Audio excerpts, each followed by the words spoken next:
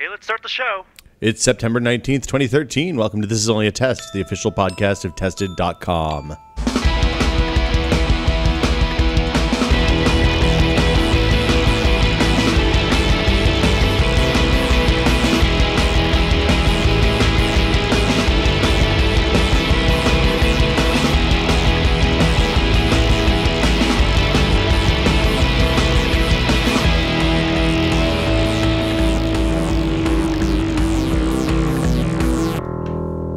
I'm Will Smith, seated clockwise around the table from me, Wesley Fenlon. Hello. Wait, no, that's anti-clockwise.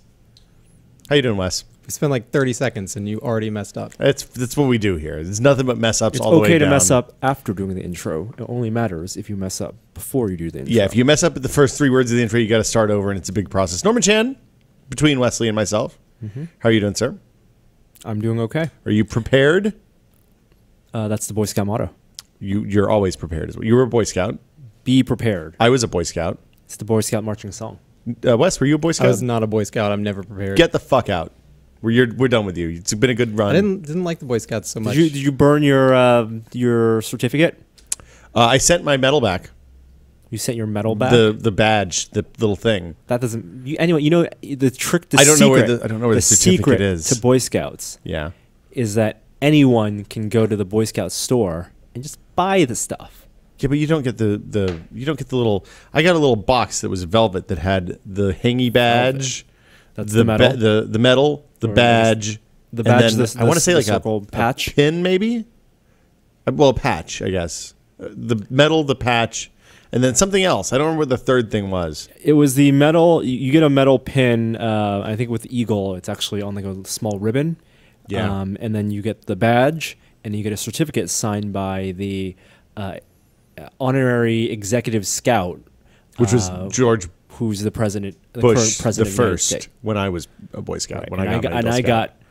You got George Bush the I second. got George Bush the second. Or no. Did you get Clinton? You no, were no, pissed no. that you didn't get I was Clinton. pissed I didn't get Clinton, but I don't think I got Bush. I think I got. Well, it had to be either Bush, Obama, or Clinton. No, I think I got Cheney. Really? I think he delegated I think that? it was. I gotta go home and check. It's on the certificate. I did not burn my certificate. I'm back to okay with the Boy Scouts. Cheney was the one who's secretly in charge of everything all along, Well, including the bigoted Boy Scouts. so the Boy Scouts are back to like, hey, everybody let all the councils do their own thing, which is okay. I'm okay with that. I think. Is that really what they were? I thought that's what the policy was. I don't know if that's. You mean to fact check that or ruin the podcast? I think they met halfway. Allowing gay Boy Scouts, but not gay Scout leaders, and I think it's still a point of contention right now, whether it's okay to support the Boy Scouts or not. There's a Wikipedia entry called Boy Scouts of America Membership Controversies. Right, the membership controversy. It's really long. Do you think the people in the Vietnam War era who burned their diplomas and stuff regret it? I don't think my diploma hasn't mattered to me since. Like, I think it's in a tube in my garage someplace. It doesn't make you not a graduate. Right. I still have it on my resume. If somebody wants a transcript, I bet I can probably pay $50 and get a transcript. If I went to Harvard, I might be kind of bummed You want the that seal, I right? burned that. But I love The official seals. seal. Oh, different seal. I apologize. We are going to be in New York this week. Yeah. So short podcast this week. Yeah, we're recording on Wednesday afternoon. We're getting ready to get on an airplane tomorrow morning if everything goes well. So we're going to run down the news in just a minute, but we're going to be in New York. We're going for World Maker Faire again because we had a great time last year. I loved the different flavor of the New York Maker Faire to the Bay Area Maker If Faire. Bay Area Maker Faire and World Maker Faire were two beverages, or just flavors, like you said, what flavors would they be? I think that Bay Area would be like Hawaiian Punch. Something very sweet. Okay. A little bit of bright color, splash of bright color. Something that kind of walks up and smacks you. Like it's right up in your face. New York tasted like a can of science. Yeah, I don't know what science tastes like. Maybe it's still a little metally. So, a little tinny. Maybe one is Hawaiian Punch from an aluminum can and one is Hawaiian Punch from one of those steel cans that you punch the top in. I would agree that Bay Area Maker Faire, if it was a flavor, would be like Hawaiian Punch. Maybe like a pina colada. I think like pina colada is not it's more bad. folksy. Yeah, it's art. There's a lot of art. I mean, there's a lot So of you're saying science it's stuff more like there. a John Daly? I don't know who John Daly is. That's a Arnold Palmer with a little bit of alcohol. Oh, John Daly is the golfer. I thought we were talking about the guy that the road was named after. Yeah. Yeah. Okay. Like an Arnold Palmer. So it's a mix of. I don't think disciplines. alcohol is the mix for It's San Francisco refreshing like Bay Area lemonade, Maker Faire. but also It's a family-friendly event. refreshing like iced tea. Norm. The and actor also- slash rapper. The beverage. Oh, I do like an iced tea. New York Maker Faire is more of. It tastes like Verner's. Is it a not ginger sophisticated beer. beverage? No, I think it's a soda still. It's for the people. What would you drink on a mini golf course? Maybe Because it's- there was a mini golf course at the New York That's true. Center for Science. Hall of Science. Hall of Science. I like to drink a little ginger beer on a mini golf course.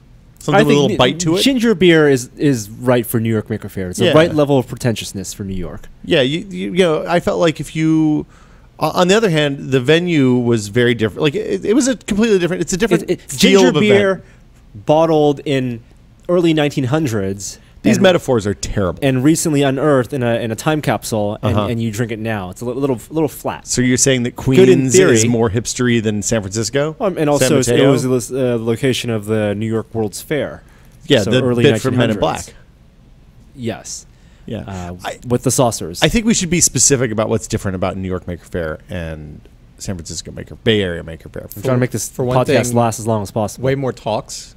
Yeah, they had More guest speakers. No, they have a lot of guest speakers at the San Francisco, and we just never go to them. I went to a fair number this year in San Francisco, and maybe it's more the venue is different. Like they actually have a couple auditoriums in New York where they have the bigger speakers talking. Yeah. I think San Francisco is a little more casual It's like- in the way they arrange their presentations. Well, it's like a fairgrounds versus Totally. a kind of like learning Lecture place. hall. Yeah. The thing that I noticed immediately was that there was a lot more kind of East Coast science institution and technical school stuff. There were a lot of robots. There were a lot of 3D printers. There were a lot of drones. There was a lot of cool technology stuff done that you read about from people like MIT's Media Lab and the Carnegie Mellon stuff, and like there was a lot more of that stuff and no big in New exhibit York hall. Maker Faire. And no what? No big exhibit hall.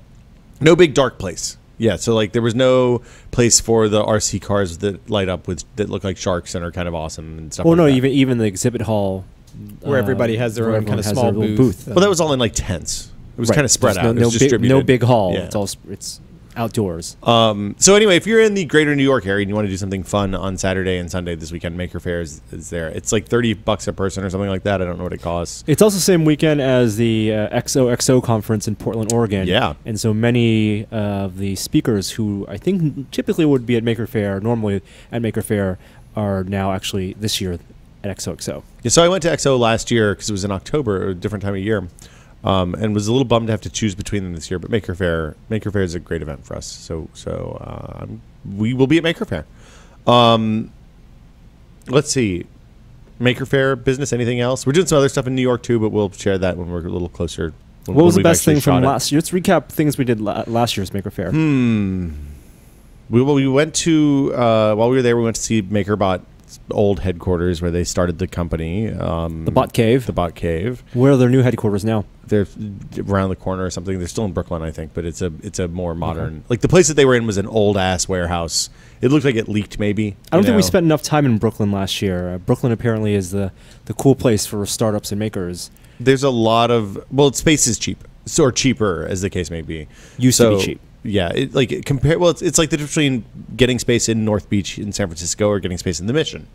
You can probably afford a little more space in the Mission. Although we're going to go see hopefully we're going to go see a crazy mad scientist lab in Chinatown. So there's plenty of stuff to do all over the city. I loved that kid who made the kids who made the drones, who made the RC planes out of foam core. I thought that was super cool. So the Brooklyn Aerodrome guys, I think, had made a design for like a control system for a flying wing style RC plane that for $200 for the radio and the motors and the aileron controls and servos and stuff for that. Basically, you could build your own flying wing out of a big piece of MDF or like thick cardboard even probably. And they performed really well, and the people were flying them. They were really neat, and they were huge. I saw Stephen Wolfram's son, who was like 11 or 12, give a presentation at Maker Faire in front of a couple hundred people where he was showing off how drones work, a quadricopter, and was programming like the routing information in it himself, and it didn't work, and he debugged it live, on stage, and then it worked. It's pretty rad. And he'd programmed like I think it was like a follow mode where it would just stay within a certain distance of somebody, and like, or maybe it was just a route where it would go up, move, go, and then land again. But he was like 12 years old and clearly smarter than most everybody else. What are you doing with your life, Wes? Writing about him. Okay, that's Writing good. about That's 12 good. Sharing the word. Smarter than me. Yeah. What do you guys have a strategy for if a drone starts stalking you? A drone? A drone. Like if you're walking down the sidewalk and you realize that all of a sudden 40 feet above you there is a drone that has been following you for 5 blocks, do you know what you would do? Go inside. That's a good first step. Yeah. Keep walking until the battery wears out. Step 2. Yeah, take a picture, tweet it. Okay, tweeting the drone. I think I understand where you're going with that, but I don't know that it would work. Throw rocks at it, until maybe? they have guns or can dive bomb you, I'm not real worried about it. They can still dive bomb you. Yeah. Yeah, but at least most of the quadricopters we've seen have like, rubber, or foam around them. Like it's not metal blades, not gonna hurt man. too If a much. drone dive bombs you, you own it, right? What do you mean? If you can grab if a you drone, survive the cuts? If you can grab a drone out of the air, it belongs to you now. It's how like birds work, right? Razor tipped drone blades. That's all I'm saying. Yeah, I'm not going to grab a drone. If you can catch a falcon, yeah, it belongs to you. I don't think it works that way. I don't know if that's the law. It should be the law. Well, if you can catch it with your bare hands, no gloves. If you can catch a quadricopter out of the air with your bare hands, it now belongs to you. You might have to buy a new controller. Yep. You have to, if they have some sort of transmitter, maybe a new radio for the quadricopter side. Mm-hmm. But if you can catch it, it's yours. You own it. Okay. That is the rule of law in the sky. So says Norm. So say we all. Should we talk about news? So anyway, we're gonna be in New York this weekend. The last half of this week, probably a little slow updates on the site. We have some stuff planned, and then we're back on Tuesday. Updates, I think regularly scheduled. We'll be at the Microsoft event on Monday. Yes, in New York. That happened to work out. Who knew? Yeah. And then that's it. I think we're planning on maybe eating some pizza, maybe go and have some noodles. I'm eating at all the exact same places I went to last year. Well, okay, so what's your plan? Halal? I'm going to do halal once, yeah. not twice. Or I only did halal once, Shake Shack. I'm thinking I definitely want to go have the pastrami sandwich again. Okay. You're not going to mix it up and try Carnegie's this time instead of that might be a Katz's? proximity question. I like Katz's a lot. Katz's is really good. I've been waiting for a Katz's opportunity for a whole year. There's a Katz's in L.A. I don't know if it's the same. No, we had Houston was where there was a Katz's. Oh, you're right, and we didn't go. We didn't go, but I think it wasn't the same. We looked it up. Okay. It was spelled the same way. Houston is really big too, so it could have been like 100 miles away. Are you going to go back to Momofuku? I don't know if I'm waiting in line. We know Dave Cheng now. Maybe we do know Dave Cheng now. We didn't have that much of a wait last time. It was like 30 minutes.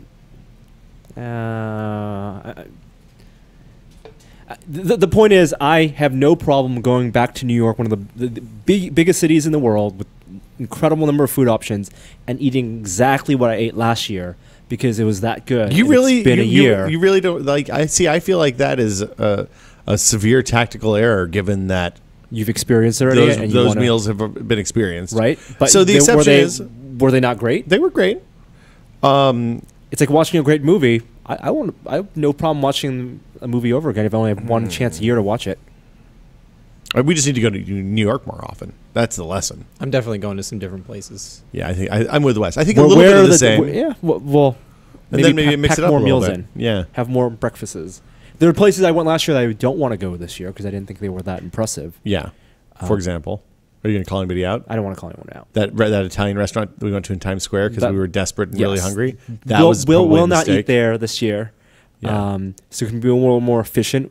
There are fewer days this year, so there are fewer eating opportunities. The place that we accidentally had the $75 appetizers, that was across the street from the pizza place on the night we went to see Upright Citizens, I think, or at UCB. What? Oh, I missed that meal. Yeah, it was just Norm and me. I went to a we sat down and we were like, hey, let's have a beer and appetizers while we wait for everybody to get here. And then it was like $110, and we had, some bread and... Yeah, New York can get you that way. Yeah. That was unpleasant. Okay, so New York this week. We'll keep you posted. Follow us on Twitter if you want to see where we're Yeah, going. What we're and doing. if there, I mean, if you are listening to this before the weekend is over, please let us know of places you would like us to see. We might have some time in the evenings. Yeah, and if you see us at Maker Fair, say hi. We love to say hi, unless we're shooting something at that moment. But you can feel free to hang around, and say hi afterwards. Will also likes to be called Adam. Yeah, and Norm likes As to be a called nickname. Grant. So Nicknames are great. Right, it's perfect for everyone.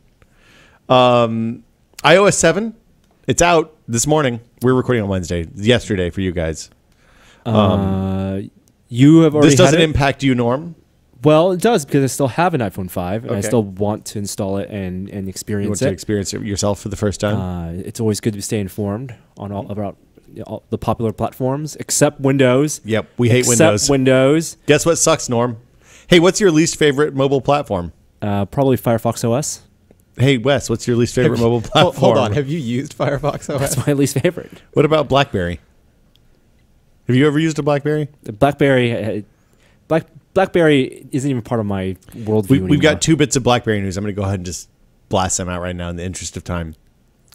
BlackBerry Messenger is going to be out for iOS and Android this weekend. And BlackBerry is laying off 40% of their workforce reportedly sucks. also this Ouch. weekend. Yeah. But they'll be able to keep in touch. You know, I'm going to put the silver lining on that. Oh, no, don't joke about layoffs. It sucks. Okay. No silver lining. iOS 7 is out. And also, I actually do care about Windows Phone. We just haven't had the opportunity to use new Windows phones yet. Yeah.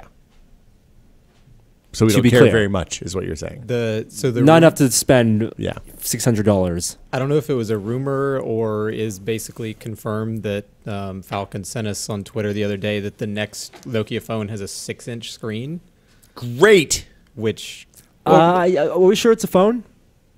It could be a phablet. I thought it was. I could be wrong. I really would like to I know be- that was the wording in the I tweet. would like to be wrong because if it's a 6-inch screen also and not just like the overall body of the phone, then fuck that so much. You know, the Galaxy Note is a giant ass thing. People like that. 5.5 inch. It's, once Critical you get above mass. 5.5 inches, it doesn't matter. Add another 3 inches. Make it an 8-inch phone. Just tuck it into your shoe. But Android, it makes sense because as screen size and resolution, screen size specifically Yeah. increases, the software is smart enough to know that you could fit. It'll change the DPI of The icons. canvas gets bigger, yeah. And you can put more widgets on there. With Windows Phone, there are more home screen blocks potentially, maybe, but they're not like full screen widgets. Well, and Windows Phone still supports a fixed number of resolutions, right? So it's not like you could conceivably have a 6-inch phone with a really crazy low res screen, like 1280 by 800 or something like that. 3DS XL sells pretty well. Yeah, that thing's big. So early reports on iOS 7 that if you have an iPhone 4, performance is pretty bad. So you may want to hold off on upgrading your iPhone 4s to iOS 7 if you Is it haven't unusable? already. I haven't actually seen it. I've heard people complaining vociferously. I've heard people saying it's not that bad. The AnandTech benchmarks. Anand did extensive benchmarks with his pre-release 5S, the 5C, the 5, the 4S, and the 4.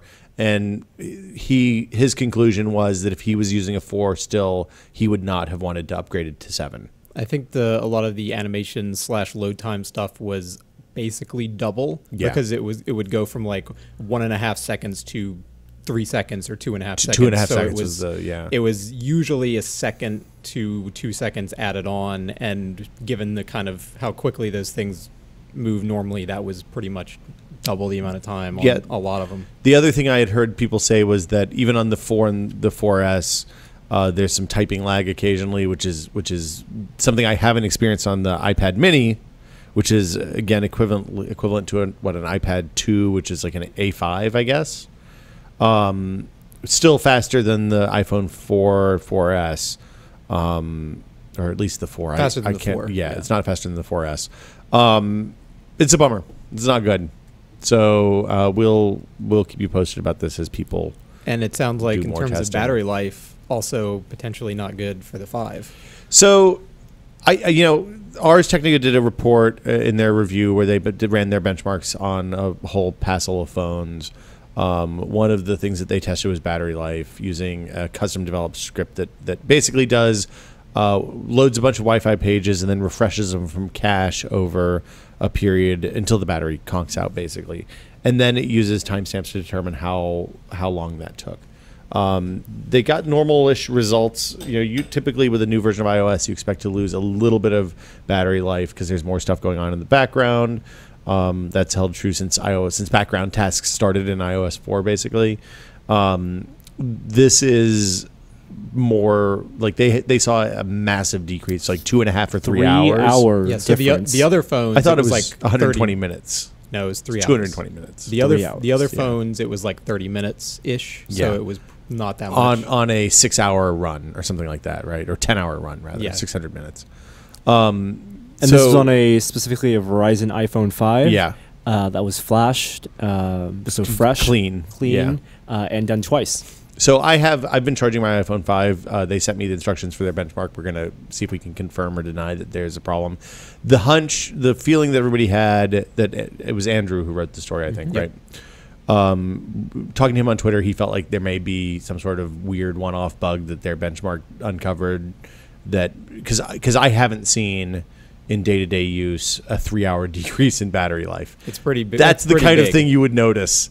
And even with a new phone, like even running the GMs, which had worse battery life. I mean, even running the betas, which have worse battery life than you'd expect because of debug code and stuff like that, I wasn't seeing anywhere near maybe 30 minutes less. But I'm still seeing on my iPhone 5 that I unplug it when I get up in the morning. I use it all day. I plug it in when I go to bed, and it's at like 20%, 15 to 20%. So I hardly ever see the 20% battery life warning. Unless, as we all know, you're in a situation where the radio is having trouble finding signal, or that's pretty much where I have big battery loss GPS problems. eats it up pretty quickly too, but not as much as bad signal. Yeah, bad signal is the if you're someplace where you have 1x data, you might as well just turn off the phone because it's going to last like 20 minutes. I wish there was an easy way to have that phone notify you that it's struggling, or be smart enough to know that if it's looking for signal. Yeah, the phone should be smart enough to know, hey, I'm in a sporadic signal, and then if it's in your pocket. Well, sporadic signal can mean a lot of different things, a lot of different situations, and you would assume the right assumption for most people is that they want a connection at that moment.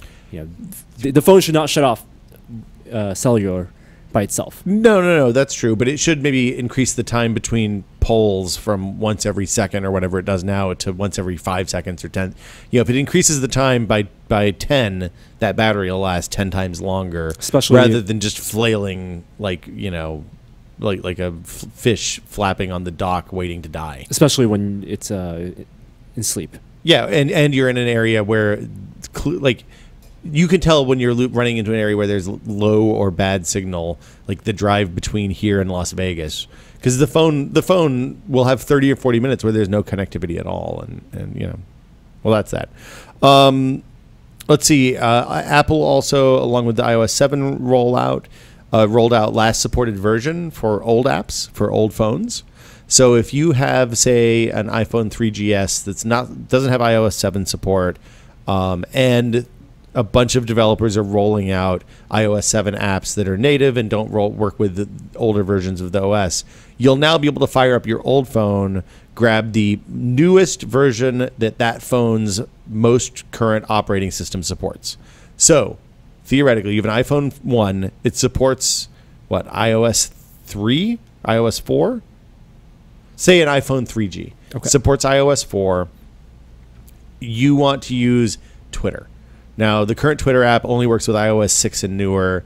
This will go out and say, okay, we're going to roll back 20 versions to the last version of Twitter that supported iOS 4 for your iPhone 3G. So that means if you have crappy old hardware, you'll still be able to get apps that work with systems. Now, there's nothing saying that the version of Twitter that's supported by the phone is actually still supported by Twitter, because they may have updated their API, or Instagram may have updated their API. But at least you'll be able to get something for most of the stuff that you would use. It's the best you're going to get. It's kind of like well, it would be better if, and I know this will never happen, if people could choose what version. I mean, that website, oldversion.com, has been one of the greatest resources, because when people still use AIM, for example, and you wanted to use something like 4.3 before going to 5.0, and you just didn't want to get the big changes, or even something like Skype, just go to oldversion.com and download the old application. This is one of the problems with the App Store model, right?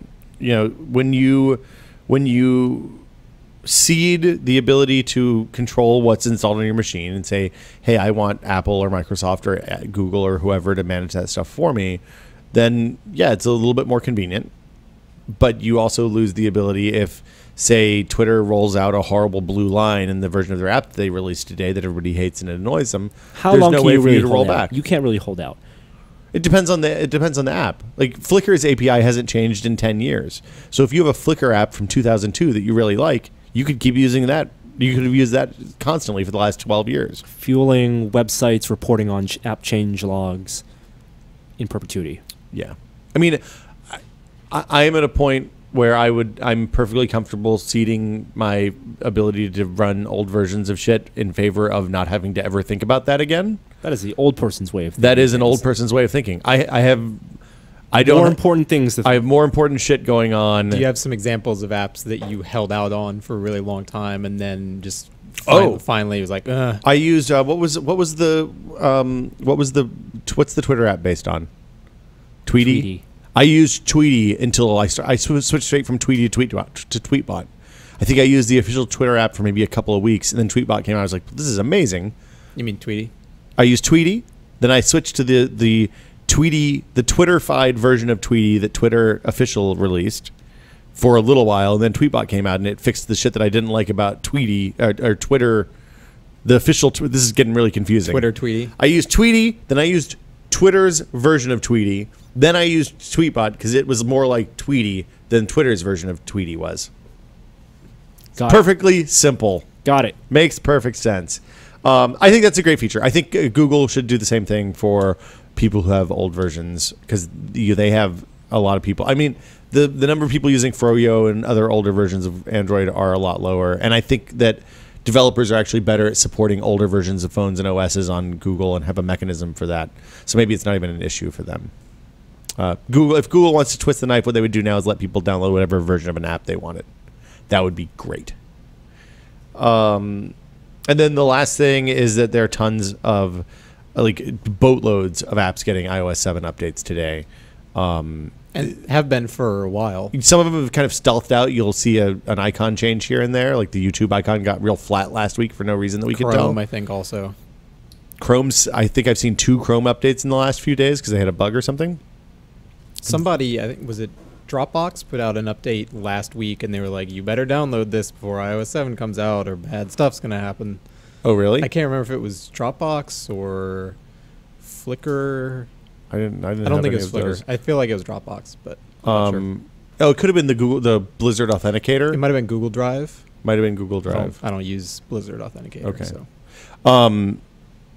Anyway, I've been enjoying that because I have iOS 7 on my phones and tablets. So the apps just update automatically. If you don't want to update your apps automatically, this is the number one question we've gotten after posting that iOS 7 quick look.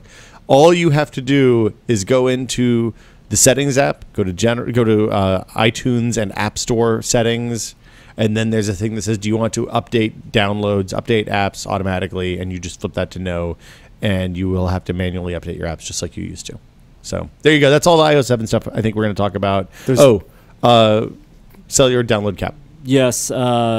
Before today, if you want to update or download an app over your cellular connection, regardless of your data plan, it would be 50 megs max. Otherwise, you get a warning, go on Wi-Fi. Now it's 100 megs. It wasn't a warning. It was a stop. It would prohibit you. Yes.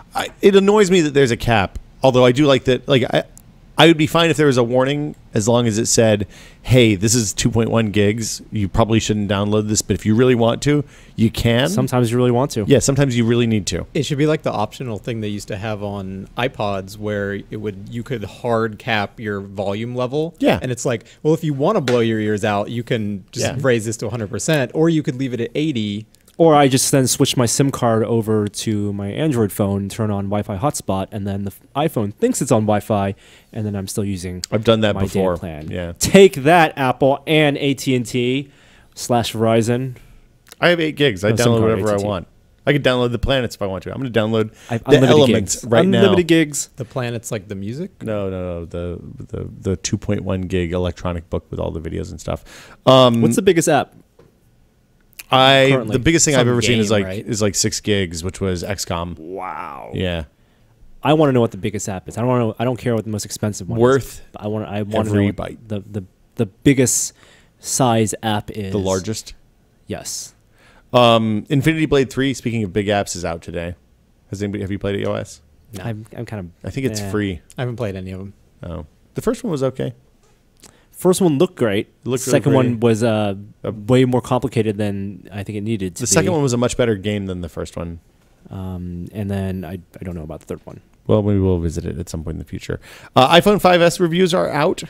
A bunch of people got iPhone 5 reviews. Yep. If you're listening to this on Thursday and Who deciding got iPhone 5 reviews? Okay, so Anand got one. Yeah. Jim Dalrymple. Jim Dalrymple did get one, although I increasingly care less about his opinion. Gruber. John Gruber did get a pink one. I don't think Marco got one. He got a pink. Gruber got a pink iPhone, a 5 SE. Oh, but he got a 5S too, Oh didn't yeah, he? he got a gold 5. Yeah, okay. 5S. I believe Wired got one. I'm pretty sure The Verge got one. I don't think The Verge posted a review yet. If they Yeah, got which is one. good. Great for them. They're Yeah. they're spending their time with it. Mossberg and Pogue got one. Mossberg and Pogue both did get one. Did Engadget get one? I don't know. I didn't notice that. I don't know. Ours didn't get one this time. Regardless, Yes. the point is iPhone 5S you couldn't pre-order, which is I think a good thing. Good and bad thing. Engadget got both.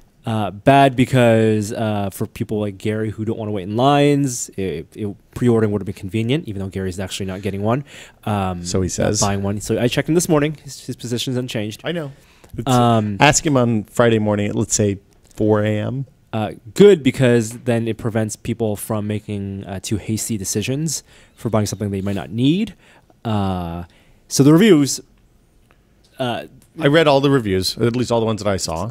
And I think Anand's was probably the best. well, most technical. If best you mean by most technical. Well, here's the thing. I looked at this as a technical update. Like the big thing that has changed is that there's a fingerprint sensor. I wanted to know how that worked for real human beings, which Anand is great at testing. What is the? Let's go by all the changes. So Okay. fingerprint sensor. What's consensus? The consensus was that it works much better than they expected and better than any fingerprint sensor that people have used. It even does things like if you touch just part of the fingerprint and it doesn't pick up the sense, that doesn't register properly, then it will ask you after you type in your code it kind of adds that information to the collection of data about your finger. So what Anand said is you can kind of graze it with the side of your finger and it'll just work. What he ended up doing most of the time was tapping the home button, leaving his finger there for a split second more than you normally would, and that was typically enough to unlock it, which sounds pretty rad, but not enough to upgrade your phone. Well, and also on the technical side, it's impressive and it works maybe better than previous biometric sensors, like on laptops, for example, you have Yes. ThinkPads.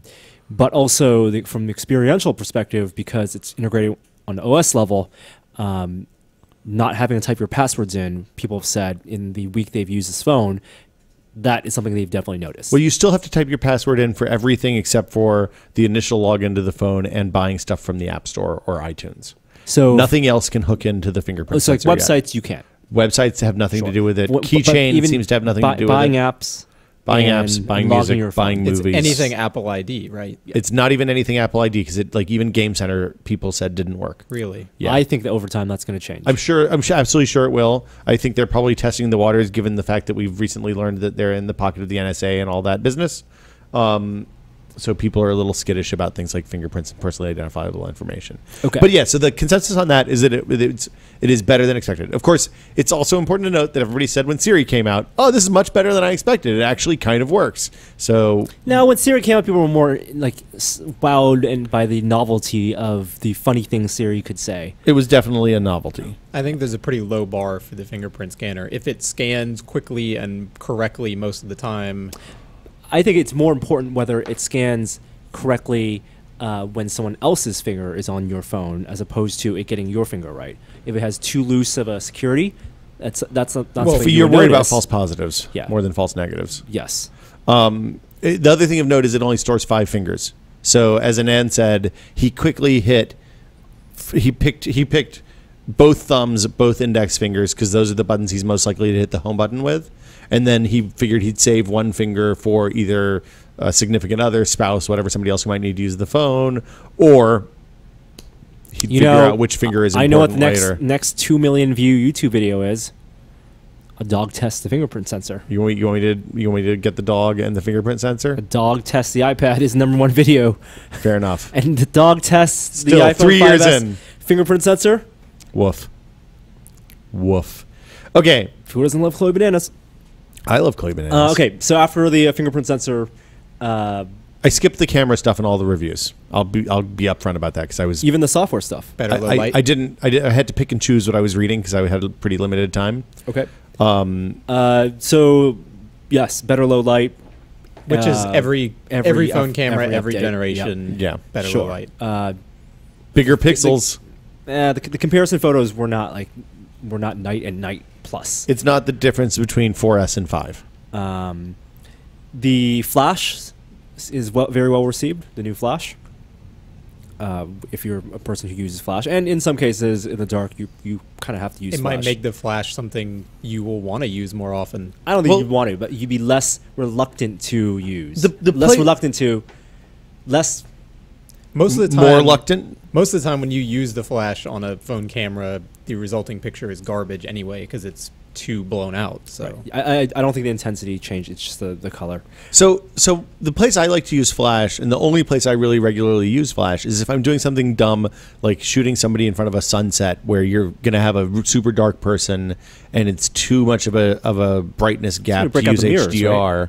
I mean, I guess I could carry around like a 5-foot mirror with me everywhere I go, And so I someone could to do a carry full it. body reflection and have a couple of grips or best boys or whatever those people Yeah. are called. But And then in and reality, then you can shoot a movie with your iPhone. yeah, in reality, I hit the flash button so that I hopefully can see whose face it is standing in front of the sun. Like if it works in that it's- situation, yeah. I'm stoked. Absolutely. Yeah. I think the most notable thing about the camera stuff is in the software. It's in the burst mode, Okay. and everyone in all the reviews love the burst mode, especially how fast it processes the images and the way it shows you the images, and it really calls attention to the iPhone's big advantage over dedicated cameras, even point and shoots, which have very what camera makers think is consumer-friendly interfaces, and to more extent DSLRs, which don't have very consumer-friendly interfaces.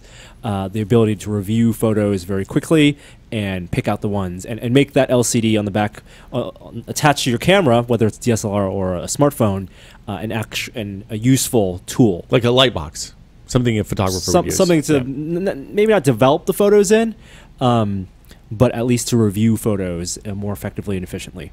Yeah. I And did think the that software people stuff are seem right. to work?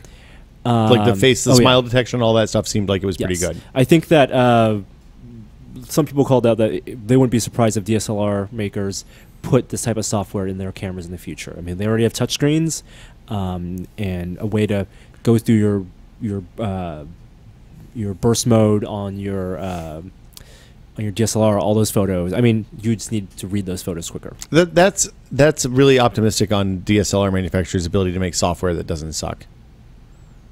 I don't think it's a software problem. It's a cost problem. It's about they would need real to put processor. a real processor Yeah. and better, more memory buffer. Okay. The other big component is performance. Screen seems like it's more or less the same. I'm trying to think of anything else that's changed. Other than that, the other big change is A7. This is where Anand did the deep dive and kind of figured out what makes that processor tick, and got into the real specifics about the difference between, Apple's strategy with A6 and A7 and NVIDIA and Samsung and Qualcomm strategies with their ARM-based chips. And it was really fascinating. I had read that stuff before, and it hadn't stuck, I guess. But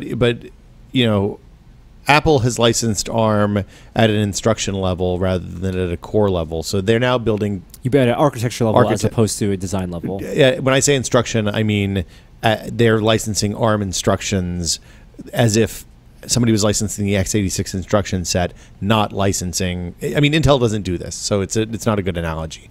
But they basically are taking the next set of ARM instructions, the 64-bit set, and have V8. built a custom processor that runs that, not using one of the ARM stock designs, which is what Samsung, Qualcomm, Nvidia, and the other So OEMs when do. people, and mostly Android sites, write about ARM chipsets from Samsung, Qualcomm, and Nvidia, and talk about things like Cortex A9, A15, these are designs, these are die designs and chip design, or maybe not die designs, but they are ARM core designs done by ARM themselves. It seems like the analog is, if you want to use an analog from the PC space, I think graphics cards are a fairly safe one, because it's as if they're taking a reference design from Nvidia for a graphics card and then tweaking it slightly and putting that out with a different brand on it and calling it their But they're own. also putting their own graphics cores. I mean, Right. There's other stuff that goes into it.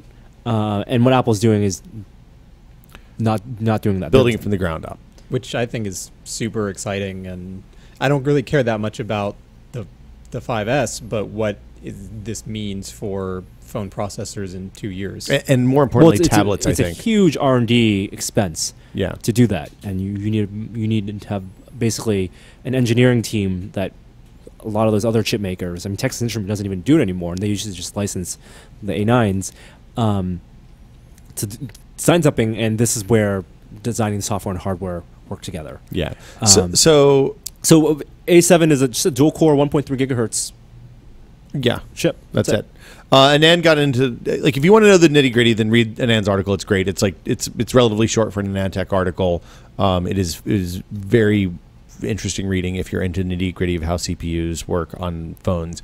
I was very skeptical of Apple's claim that they were doubling performance of the iPhone 5 with this new processor just by going to 64-bit.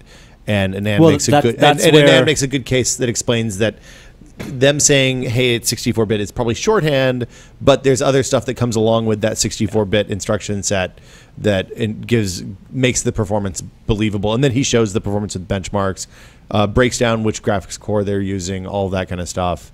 In fact, going to 64-bit is the least important part of what they changed. Yeah, the register stuff that comes with the A8 extension or instruction set seems to be the big deal. But it was just read the article. It's really good. M7, this is the coprocessor that does the gyroscope motion, all that stuff.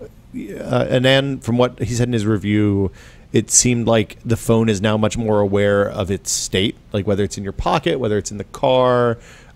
He said when he jumped out, when he was using Apple Maps to do directions, he jumped out of a car, started walking, and the directions automatically shifted from car directions to walking directions. That's pretty cool. Which sounded magical.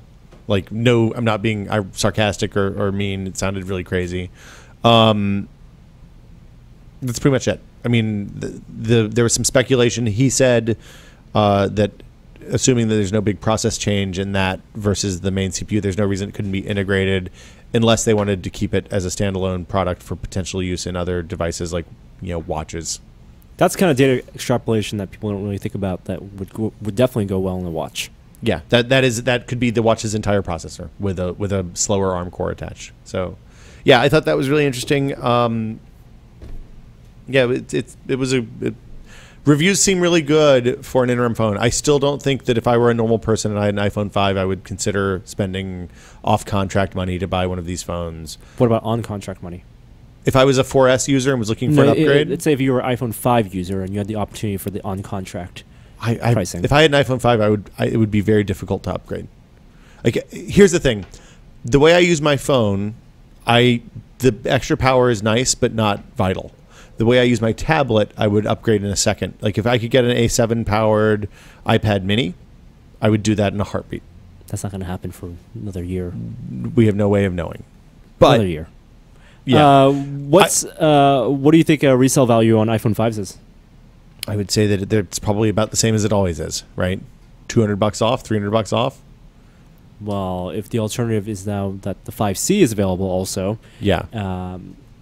and that has a better LTE antenna. If you haven't, And- if you want to sell your iPhone 5 and you haven't upgraded to 7 yet, go get the jailbreak stuff done for it, and that increases its value dramatically, right?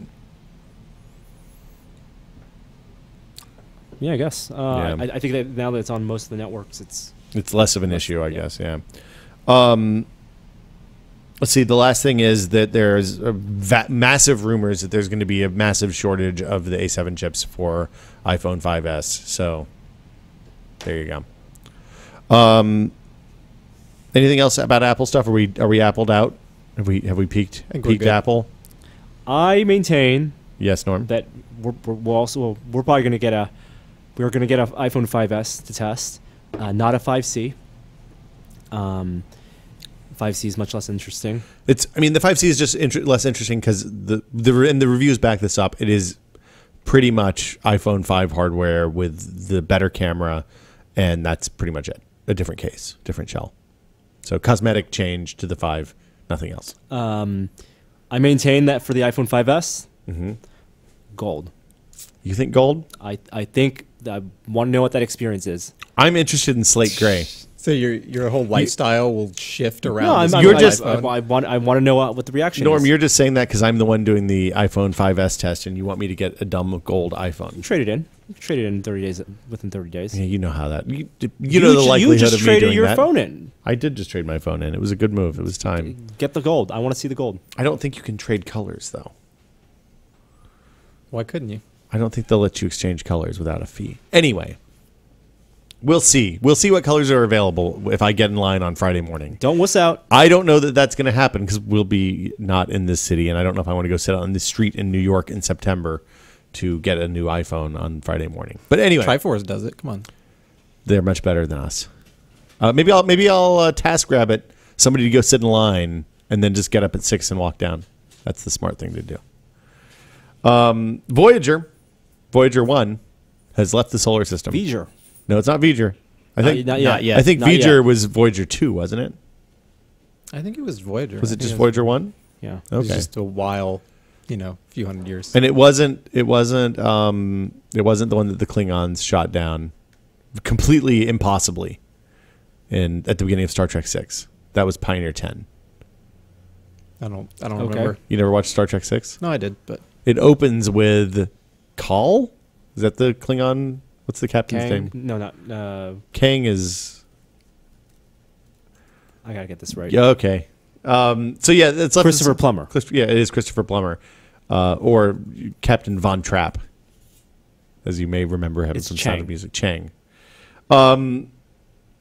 That's it. That's pretty much it. Basically, we've left the magnetic influence of the sphere of the sun with Voyager. It's still inside the solar system. It hasn't passed through the Oort cloud or any of that stuff yet. That will be many more years. But the sun no longer touches Voyager, as I understand it. It's still sending data back. There's still instruments that work and are detecting things like particle movement. The way NASA discovered that this happened was really neat, I thought. I don't know if you guys read the story, but apparently there was a burst of plasma that was ejected from the sun that happened to be going in the right direction, and from that they were able to tell, hey, something's changed. And it took Because a while they were receiving data because they're from- still receiving data from both the radio and from the sensors on the probe. So yeah, Voyager. We launched it in 1978 or 77, something like that. It's amazing. The future. past. Well, it's still the future out there. It's so. I mean, it's so. The past is so. Like 40 years went by since we did the Apollo missions, 43, and 42, 44. Math that's is hard. not a lot of time. Well, not cosmically speaking. No, but it feels like it's been a lot of time because back then, NASA engineers were still using telegrams. Well, yeah. I mean, NASA used a lot of low-tech stuff over the years. Do you want to talk about that? Yeah, what's after that? Okay. Bing has a new logo, and they're beta testing they're previewing a new homepage design.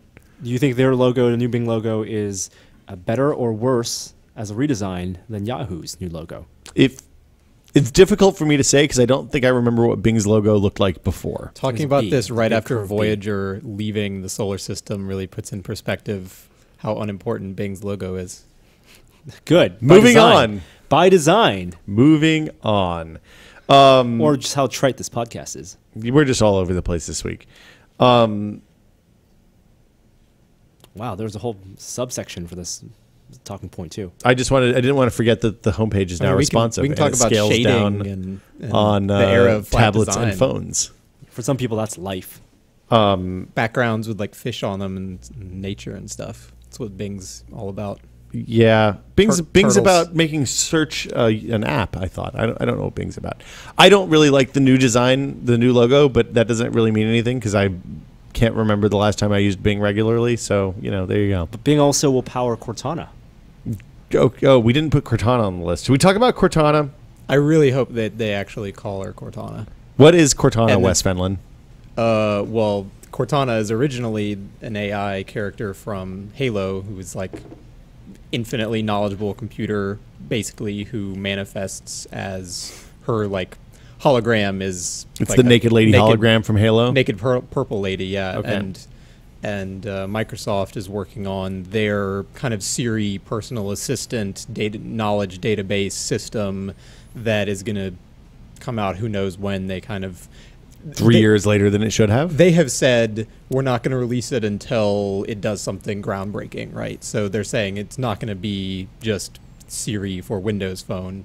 Whether or not it actually ends up being dramatically better, who knows? But the idea of it is that they're tying together this like knowledge engine that they have behind Bing to correlate just billions of pieces of information so that the search engine knows who people are and their birthdays and what sports are and how just the interrelationships between tons and tons of different things. So it's interesting. We make fun of Bing a lot, but we shouldn't because it's kind of neat. And it actually puts Microsoft in a much better position than Apple when it comes to that kind of information. Because, Google, the reason Google now is better than Siri is that Google has, not infinite, but close to infinite data on everything that people do on the internet.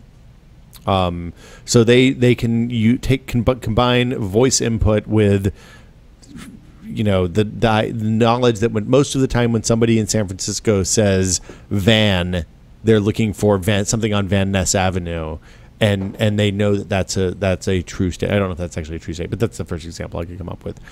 Bing gives Microsoft even much lower, even with 15% market share, whatever they have, it gives them the same kind of data at a massive scale. And guess what? And Apple doesn't have that. And guess what? Because Bing is a search engine that powers Siri search. Yeah. All the Apple user stuff is going to Microsoft. Is Bing powered Siri search now? Mm-hmm. Oh, I didn't know that. Even if you do Siri on iOS 7, yeah. The search results, as opposed to say, would you like me to search the web, it will pull stuff from Bing. So that's why, and that's not configurable, I assume. No. So that's why it knows what Twitter is and stuff like that, because Bing has deals with Twitter. So my hope is that if Cortana actually comes out as a user-facing product and is called Cortana for real, that they get Jen Taylor, who I believe is a voice actress, to do the Siri voice. Don't you think? Here's why I think that Microsoft won't do it. I have a theory about this too. But go ahead, Norm. I think they won't do it because the expectation is going to be way too high, and even though it's on paper a brilliant cross-branding, synergetic move, that sounds exactly like the kind of thing Microsoft would do so far. I think that you coming with all the baggage of what people have come to expect from the persona of Cortana in the Halo games, she's a little sassy. Users are only going to be disappointed. So, given where Cortana is in the Halo fiction right now, So Halo 4 spoilers. So you're coming at it from a I'm coming less a technical experiential thing and more a Cortana be crazy, canon thing. Yeah, canonical fiction. Right, 343 has made Cortana crazy. She's gonna be. That's not what you want in your pocket computer. She's gonna be in the next game, of course, in some form or another. Right, she's gonna be the villain. She's Shodan. No. Have it all rolls Halo around. 4? Thanks. Sorry, I warn people there are going to be spoilers. You didn't really spoil anything. That's true. It starts in the first 3 minutes of the game. I don't think it's going to actually happen, but no. I think the level of personality that would have compared to the existing robot voices you talk to would be pretty cool. What do you think they would use if they're not going to call it Cortana when it comes out? What is Microsoft Synergy, Microsoft Voice, Lady Bing. Microsoft Ask? Are they going to bring Jeeves back? Maybe they don't own Jeeves. Jeeves is still out there. I know, but, answering questions. But if they freelance they now, just buy Ask, which is that owned by like Lycos or something? Who owns? I don't know who owns Ask. Ask I think is Ask its owns own Ask. thing. Yeah, Still just Ask. yeah. They could probably pick that up for a little less than Skype cost them. Hey guys, did you know that Voyager left the solar system this week? You want to take another stab at that one, or are we going to move on? Okay. iPhone 5C is on pre-order. Oh, okay. Something else on this list. Phone blocks. Phone blocks. We talked about phone blocks. Nope. No. I mean, we talked about phone blocks on the site. Wes wrote about phone blocks Yes. on the site. How many Explain views does that phone video blocks. have now? So a video came out late last week. That's after like 2 days got 7 or 8 million views, and it has only climbed Well, okay, since then. but the video is of a modular phone system, so that in theory you could use configurable modules and add the stuff that you want to your phone. So if you want to have a good camera, you could put an extra big camera module in. That's great. If you want to have 7-day battery, you could not have very much storage and not have a fast processor, but have an enormous battery and just keep snapping these little bricks into the back of a phone. Now, I think the video got a crazy number of views because it speaks to what people want from their phone. Everybody wants the phone that they want. It's so idealistic it's the kind of video you can rally behind from a like, yeah, we shouldn't be creating all this waste and we should get all these like companies to work together and we can do it. And that's so surprising because like world peace videos. We'll see you See in you, New Joey. York, Joey. We'll see you in New York. Are you okay? Do you need to take anything? Okay. Okay. Well, It's hilarious that the video that people rally behind isn't any, for like peace in Syria. It's for a phone that's easier to upgrade. So in addition to writing about Stephen Wolfram's 12-year-old kid, Wes took these guys down a peg. I mean, a little bit. I talked to people from Adafruit, just kind of asked them some general questions like, how realistic is it to have every component need to be, encased in its own plastic? How would there be like speed or performance issues with the way they would plug That 4-pin bus that they showed this pin thing? And I mean, their general opinion is like, yeah, it would cost more to make parts this way. There would be concerns about getting, water or grit in there or whatever, but presumably that's something you would test for when you were, designing, manufacturing it. And so their opinion was, yeah, I mean, it could work. And there are also, that research led you to believe that some people might actually be working on something similar? There are some modular phone designs and computer designs and stuff they're kind of like that. They're much more on the like open source, you have to build everything yourself level, and those kind of show that the gap between this thing being a great idea and a real thing is where you find like the clunkiness of the phone and the manufacturing considerations of getting Samsung and whoever, LG, who make these parts to make different parts and things that would potentially hurt their sales of their existing phones or just cost them more money, and what's the incentive for them to do it? Well, I got a tablet I want to sell you. It's called the Crunch Pad. Oh, don't. No. Okay, so the thing about this video is it looks like a phone from the future, kind of. If there's a world where there's fast wireless communication between modules and all that thing has to do is provide power to each of the components, then like that could conceivably work. But we're not there yet. Those specs aren't even on the horizon or close to ratification or anything like that.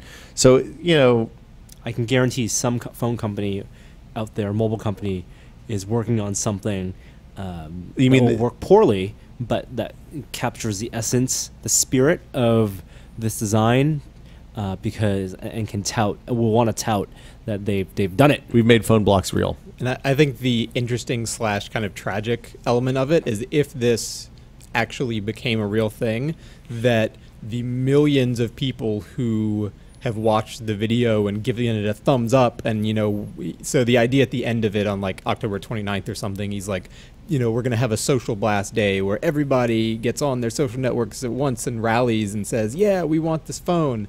And I don't know how many people will end up doing that. Certainly fewer people than, the 12 million or whatever who have watched the video. But the number of people out of that group who would actually buy this phone when it ends up to being twice as thick and nowhere near the performance quality and you have to do some soldering of their yourself. iPhone, or I mean, even if it came out of the box working, it's gonna be a clunker compared to the the aluminum body of the phone that HTC or Apple makes, that is like this incredibly professionally milled, like thin as they can possibly make it device that you can use for 2 years and then just throw it away and it's not your problem. You don't have to live with this fat phone for 5 years or whatever. Like the PC metaphor comes back here because I'm perfectly happy. Like I could buy an iMac and put it on my desk at home and have a computer that's good enough for most of the stuff that I do. But I like building PCs because then I have a sense of ownership over it and I have the opportunity to upgrade in a kind of more sporadic manner than I would rather than having to wholesale replace the thing every 2 or 3 years. And and yeah, it's bigger and like it is in a bigger, clunkier case than it would be if I bought an all-in-one from Dell or HP or Lenovo. But you're also not putting it in your pocket all Yeah. day. I'm not putting it in my pocket all day. I don't think that works as a comparison just because you're putting the tower just out of the way.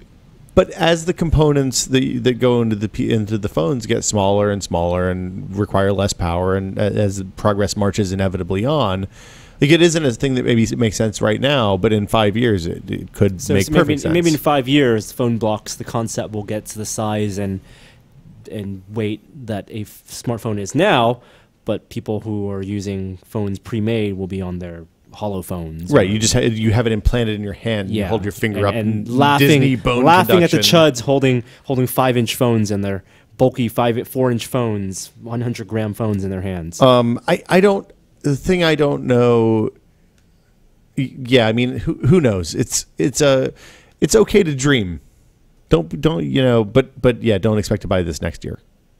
Is kind of where I went. Yeah, I think what I took away. I think it's a great idea, but I think when the number of people who would rally behind it and then saw what the actual product and would end up being right now, those people would look at the smartphone they have and say, I really like that I can upgrade this. Solving poverty is a great idea. Yeah, it's a better idea.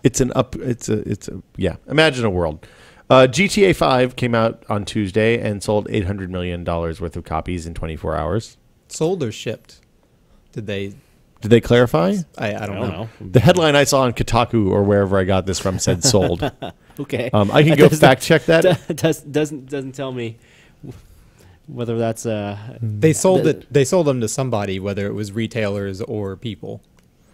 So the headline on Kotaku was, "Yep, Grand Theft Auto 5 is making a blank, blank, blank, blank, blank load of money, $800 million. That's the first day sell-through number for Grand Theft Auto 5." And Take-Two says, consumers gathered around the world in anticipation to be among the first to experience blah, blah, blah, blah, blah. It's a press release. I feel dirty now for regurgitating this. I haven't kept up with it, but what's the launch day numbers for the past 3 Call of Duty games? Well, I think the $800 million number for GTA 5 is not record-breaking, is what I've read. I'm looking up the COD Blops 2 launch day numbers. What do you think was the best, fastest-selling COD Blops? Oh, it had to be 2. It's always the most recent one. COD Blops 2? COD Blops. Yeah, the fastest selling Call of Duty is always the most recent one. Really? I think If Black that Ops never gone 2 down? sold better than Modern Warfare 3 did. Yeah, if that goes down, then Which was then newer. Guess who's getting?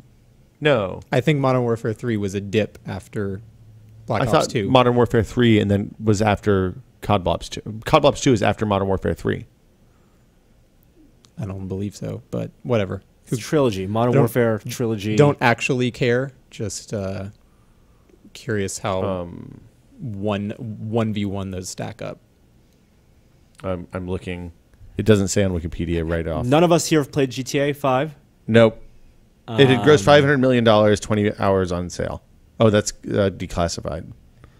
and This might be called. This might be everyone Black says Ops it's 2. the best GTA. Sure. Oh, okay. So here it is. Within 24 hours of going on sale, Black Ops 2 had grossed over $500 million, beating 2011's Modern Warfare 3 to become the biggest entertainment launch of all time.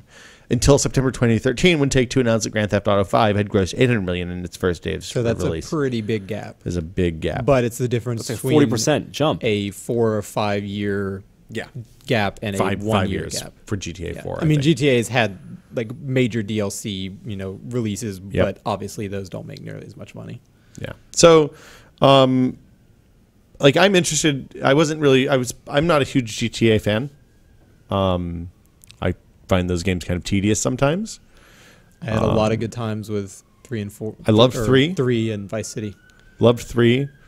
San Andreas is a great game. When Jeff was talking about on the Bombcast this week, picking up hitchhikers and delivering them to a cult as a mission side type, suddenly I'm back in, ready to go. So I don't know. We'll see. Maybe I'll play GTA 5 if I have time sometime. I think a weird thing has happened with the Grand Theft Auto series, where a lot of people, there's been this strange backlash against it since the 4th one came out, and I think people have weirdly attributed the flaws of GTA 4 to all of the previous games, which I don't think is, like, from a gameplay perspective, they're similar, but in terms of like tone and narrative, I feel like 3, Vice City, and San Andreas are way different than GTA 4, but people kind of just lump them all together in the same way. And I think a lot of it is just this crazy backlash to all of the hype and review stuff that came out with GTA 4, calling it an Oscar-winning story and all this crap that was not.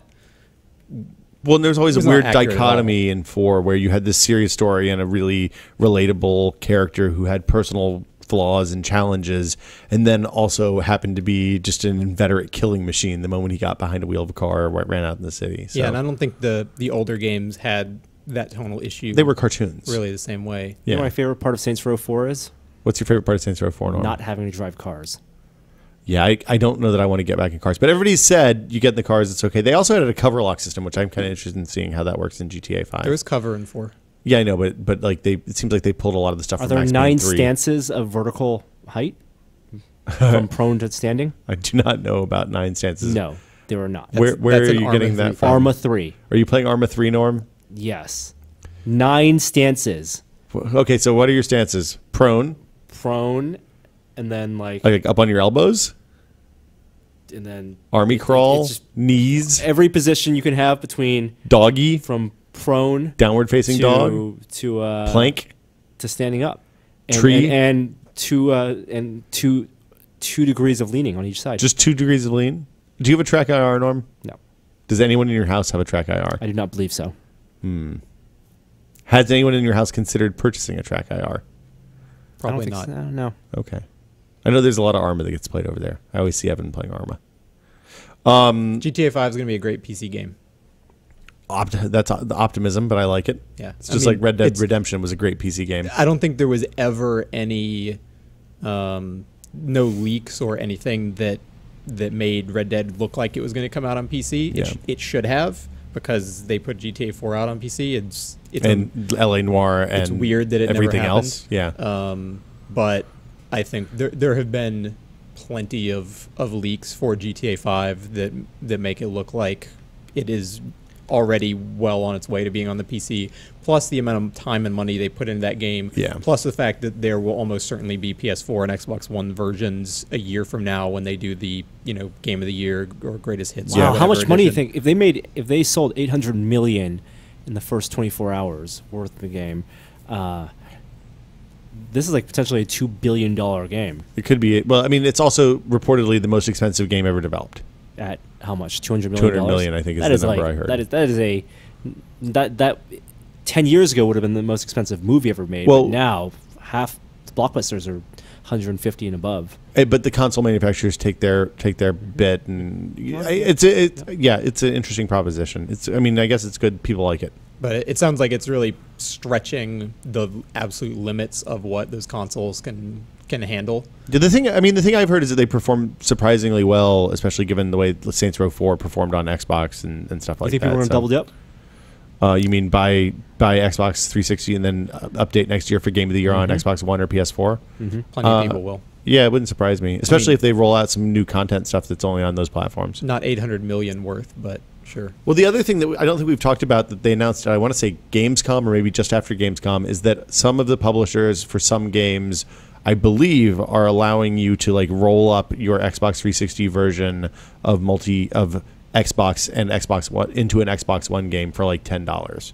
So if you have, including Activision, EA, I think it's Ghosts is the one that I always heard cited. It's for a pretty this. limited number of games. That it's basically like Call of Duty, Madden, a couple of. It's the kind of stuff you play probably, online, is what it seems like. But yeah, which I mean that's good. That's fair, right? I'd pay $10 to get the next up version of. If I bought Ghost for 360, I would pay $10 to get the Xbox One version. Does that take away your ability to play it on the last generation console? I can't imagine how if you have the disc. You may lose the ability to play online. But I don't even think they would take... I mean, it doesn't make sense for them to take that away. Because it's still tied to your account. So you're tying it... it would just be like... It would be like having backwards compatibility on the console. But there is no backwards compatibility on the console. Ouya... Ouya had this thing, we didn't even talk about it. It was called Free the Games. They kind of a fuck up. They fucked up. I mean, I've never heard of this. What is Free the Games? It seems like a good idea. What they said is, hey, if you have a game on Kickstarter and you agree to make it Ouya exclusive for a fixed period of time, which I believe was 6 months, then we will match your Kickstarter donations. So if you are an indie developer and you have an idea for a game, in exchange for 6 months exclusivity on our window, we'll match all the money you raise on Kickstarter, assuming your Kickstarter is funded successfully. It's a great idea, right? Gets people to gets good Ouya exclusives, cool indie stuff, supports the indie community. What could possibly go wrong? Hearing that sentence, you immediately realize how you could game this. How would you game this, Norman Chen? Create a Kickstarter and set a very high Kickstarter goal and then promise to give it Ouya exclusivity. And make your game not actually real or you make a crappy game. Yeah. So what has happened? Were there any restrictions to this? Not as such. Enough, yeah. So what happened? The most recent outrage from the community I saw was about a person who launched a Kickstarter, raised $50,000 from his dad, broke it up into 5 $10,000 chunks, had friends kickstarted through proxies, supporting his own thing, and then was like, "Hey, Ouya, I'm ready for my money, yo." And people flipped out, rightly so.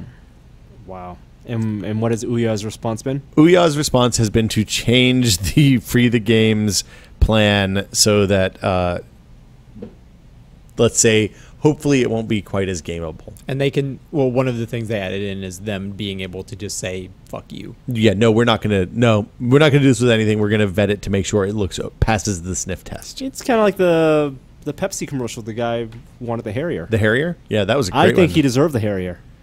I don't think private citizens should be allowed to have Harriers. Well, I think that I believe in it. This might be controversial, Norm. I believe in Harrier control. As well you should. Harrier control. Do you... Yeah.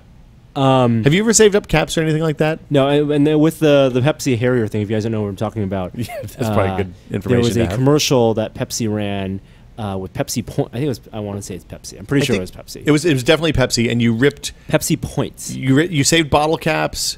I think you ripped the box top off of like 12 packs in cases. And as you accumulated points, you could redeem them for prizes. Yeah. But as many of these sweepstakes type contests go, legally you had to give consumers an option to purchase points. Thanks, Delaware. And so there was option also to purchase a point. I believe it was $1 a point or something. No, it was nowhere near that much. It was 1/10 of a cent a point or something like that. No, it was still he still had to write a massive check. Right. And in the commercial at the end, a kid redeems like 1 million points or 100 million points or whatever, a large sum of points. I think it was 1 million points, maybe more than that, and gets a Harrier. And like in the commercial, flies away. 7 million Pepsi points. And how many dollars per point Was it? So it's 10 cents a point. So only $700,000 really required to redeem the Harrier. Anyone doing math, Yeah, that's a great deal for a and Harrier. no one would have the balls, right? So before the days of correction of Tuesdays, months or something. it seems like they do them. My hunch is that they do them when their price on the chips gets right for them to, because it's a relatively low volume item compared to, say, laptops. Right. It's definitely updated more frequently than the Mac Pros, which are hardly updated at all. But I feel like you're probably right. I feel it's probably not 12 months like the iMacs. It's probably 16 or 14 or something like that. I don't have a problem. As long as you're buying from a company that's going to warranty it effectively, I don't mind buying refurbished stuff. I have no problem at all with that. Make sure that if you're buying something that has an LCD panel, that their policy on dead and stuck pixels is good. Other than that, go for it. Save your $100. Get something that has somebody else's dead skin on it already.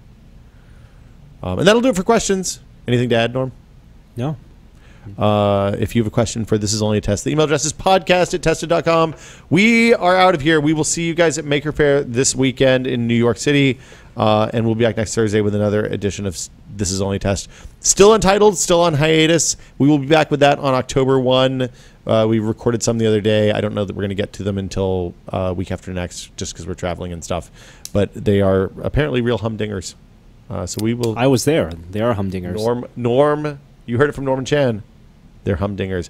Today's outro comes from Mr. Logical. If you would like to submit your own outro to This Is Only a Test, you can Google raw outro song file, and the instructions for making a outro song are there. So you can take something that we said, put it wildly out of context to make us sound like lunatics. Thanks for sending this in, Mr. Logical. Hi there, I didn't see you. Tested.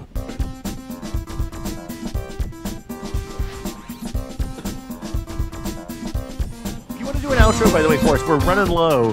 Google raw outro song file. The instructions for editing it and putting it together with Audacity or something like that are on there. Wow. That's very meta. Wow. Very meta. Was that planned? I listened to that beforehand. I clicked the one that I didn't mean to click. You want me to play the one I meant to click? No, let's nope. Save it? Nope. Okay. You got one chance to click that button. Hey, some homework. What's homework, Norm? Go look up the derivation of the phrase rule of thumb. You mean right That's now? it. No. We're done. It's a principle with broad applications, not intended to be strictly accurate or reliable for every situation. That's the definition, not the derivation. That's okay. You had the derivation. Over. Podcast homework.